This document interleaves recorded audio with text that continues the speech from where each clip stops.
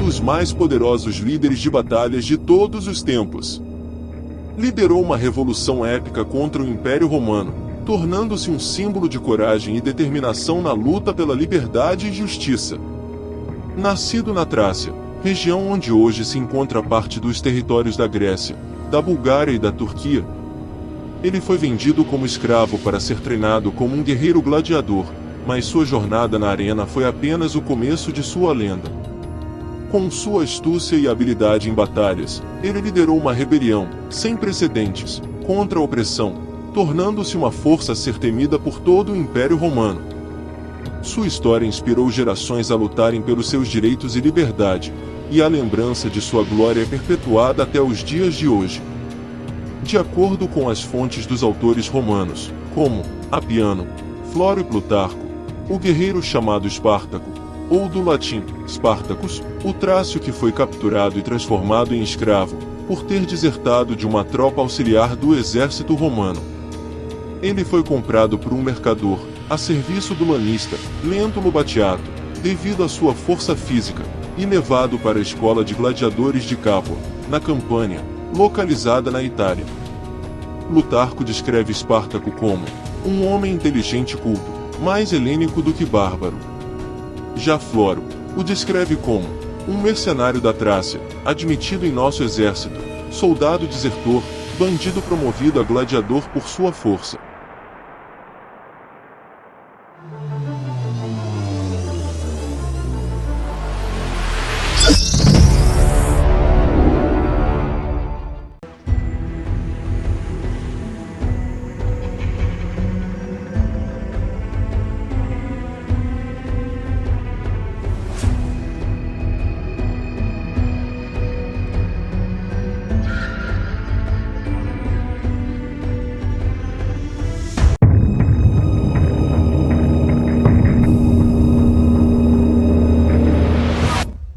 Em 73 a.C., um grupo audacioso de 200 escravos da escola de Batiato levantou-se contra a opressão e injustiça.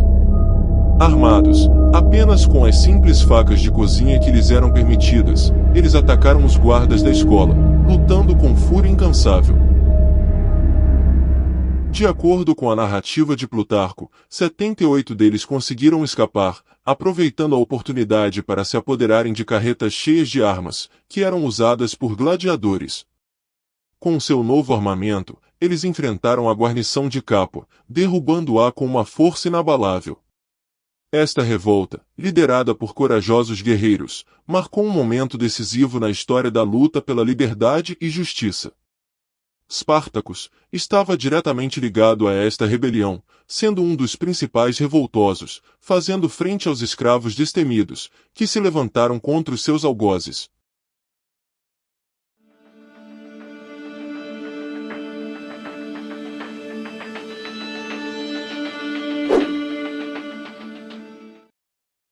A República Romana, então, enviou sua primeira campanha contra os rebeldes, com Caio Cláudio Glabro à frente de 3.000 guerreiros. Eles cercaram o forte dos revoltosos, situado em um penhasco íngreme e estreito, circundado por rochedos cortantes. No topo, uma grande quantidade de videiras selvagens crescia, mas isso não impediu a habilidade dos sitiados.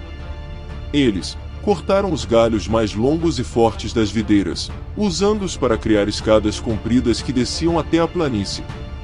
Enquanto um deles ficava no topo para jogar as armas, os outros desceram sossegadamente, sem serem notados pelos romanos. Quando os romanos cercaram o outeiro, os sitiados atacaram eles pelas costas, espantando-os e tomando o acampamento. Muitos boiadeiros e pastores, que cuidavam de seus rebanhos, juntaram-se à causa dos fugitivos, alguns armados pelos rebeldes e outros enviados como espiões. Esta vitória inteligente e ousada aumentou ainda mais a fama e o poder dos rebeldes, e começou a causar tensão entre os poderosos romanos da República. Nesta oportunidade, Roma enviou o comandante Públio Varínio para derrubá-los. Na primeira batalha, eles derrotaram o tenente conhecido como Fúrio, juntamente com 2.000 homens e 3 ursos. Em seguida, também venceram outro tenente, Cocino, que lhes haviam atribuído como conselheiro e companheiro, e com grande poder. Houve uma tentativa de capturar Espartaco, enquanto ele estava tomando banho em um lugar chamado Salinas. No entanto, o comandante, com dificuldade, conseguiu escapar. Espartaco apoderou-se de suas bagagens e, perseguindo firmemente, também tomou seu acampamento, levando à morte de muitos de seus homens, incluindo Cocino, e vencendo muitas batalhas contra o próprio líder da pretoria, prendendo os sargentos que lideravam os machados na sua frente. Espartaco adquiriu tanto valor que todos passaram a temê-lo. No entanto, avaliando cuidadosamente suas forças e habilidades, e vendo que elas não poderiam superar as dos romanos, levou seu exército para os Alpes, considerando que, uma vez ultrapassados, cada um retornaria para sua terra, isto é, para Gália e para Trácia. No entanto, seus homens, confiando em seu número e prometendo grandes realizações, não o ouviram, e começaram a viajar e saquear toda a Península Itálica. Só lembrando rapidinho, que se você ainda não está inscrito, não deixe para depois, pois você pode esquecer e perder o canal de vista, e o pior, perder o conteúdo maravilhoso do canal pode ser. Aproveite agora, e fique sempre por dentro das curiosidades mais incríveis do mundo. Se inscreva já!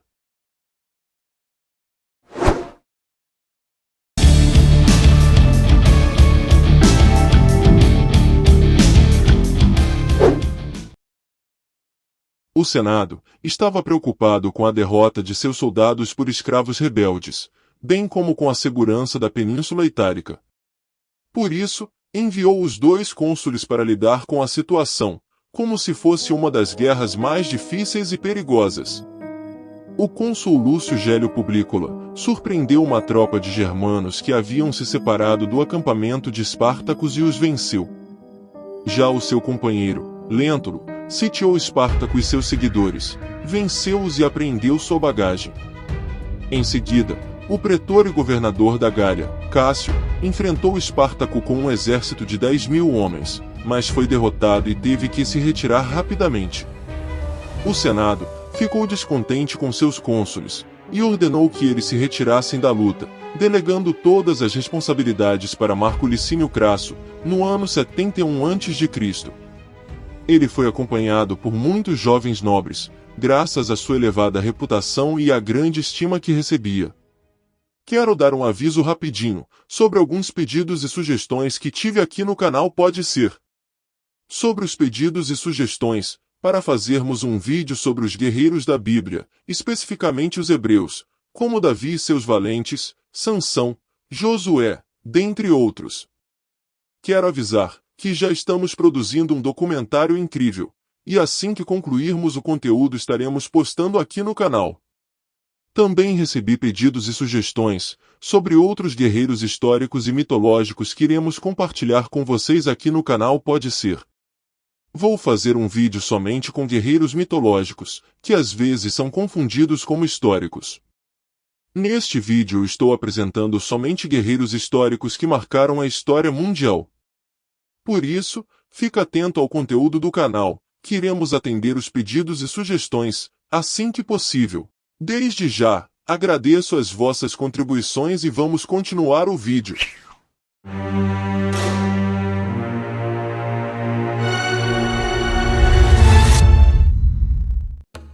Crasso estabeleceu seu acampamento na Romanha, preparado para enfrentar Espartaco, que se dirigia para lá. Ele enviou Múmio, um dos seus tenentes, com 2 legiões para cercar o inimigo pelas costas, com ordens para seguir sempre perto e sem atacar. No entanto, assim que Múmio teve a oportunidade, ele atacou e foi derrotado com grande perda de vidas. Aqueles que escaparam, foram obrigados a deixar suas armas para trás. Crasso ficou irritado com Múmio e, depois de recolher os sobreviventes, forneceu-lhes novas armas e exigiu que garantissem seu melhor desempenho no futuro, o que nunca havia sido feito antes. Ele puniu os 500 que estavam nas primeiras filas, aqueles que foram os primeiros a fugir, sorteando um em cada 10 para ser executado, como uma forma de castigo antiga dos romanos, para soldados covardes. Essa técnica havia sido abandonada há muito tempo, por ser humilhante, causar horror e espanto aos espectadores, quando realizada publicamente.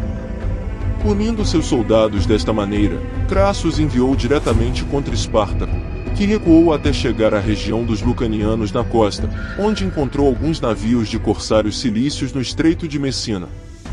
Isso animou Espartaco a ir para a Sicília e enviar 2.000 homens lá, para incentivar a revolta dos escravos.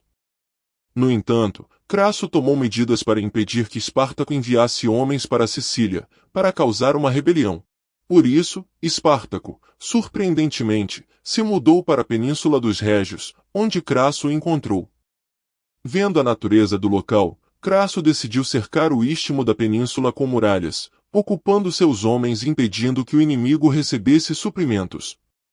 Ele realizou esse trabalho difícil e demorado em pouco tempo, contra a opinião geral, e abriu uma trincheira atravessando a península de 15 léguas de comprimento, largura e profundidade.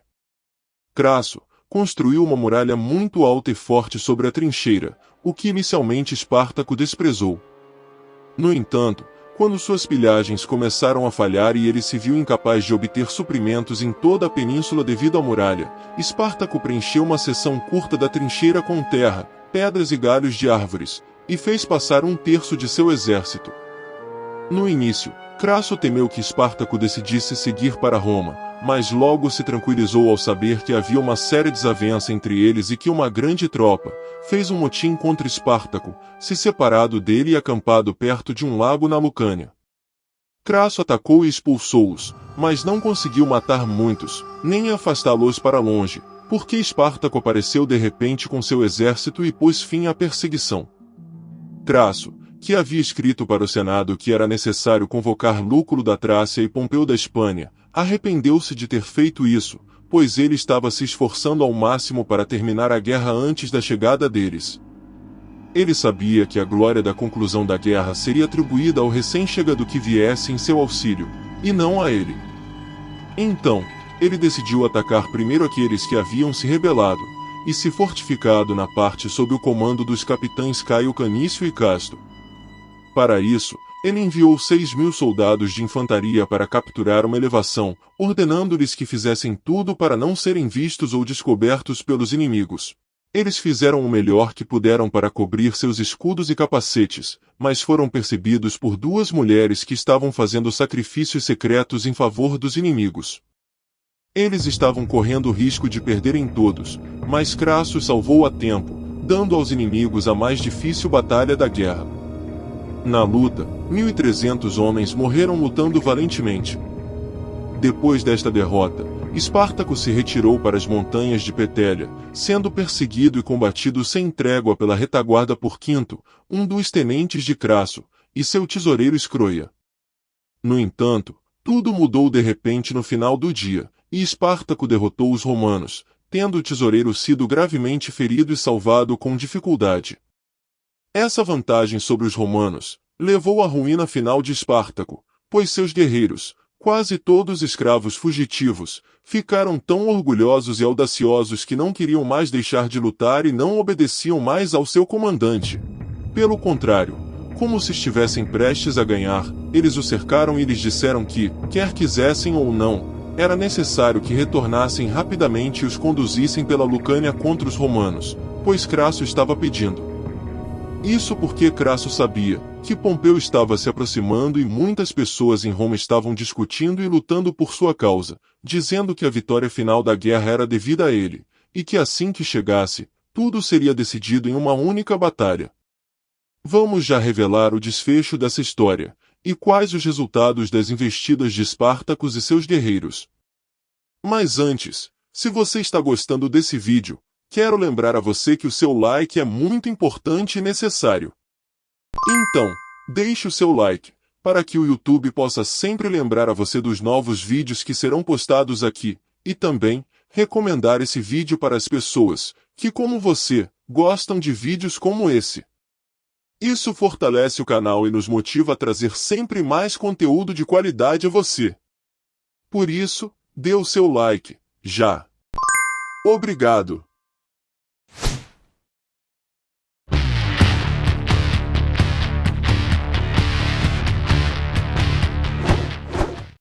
procurando combater, e aproximando-se o mais possível dos inimigos, Crasso mandou um dia abrir uma trincheira, que os fugitivos procuraram impedir, se levantando furiosamente sobre os que se ocupavam de tal tarefa.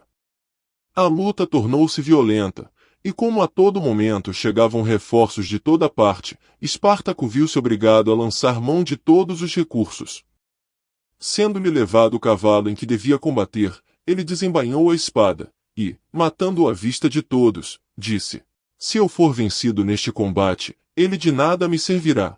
E, se eu for vitorioso, muitos deles, belíssimos e excelentes, terei dos inimigos à minha disposição."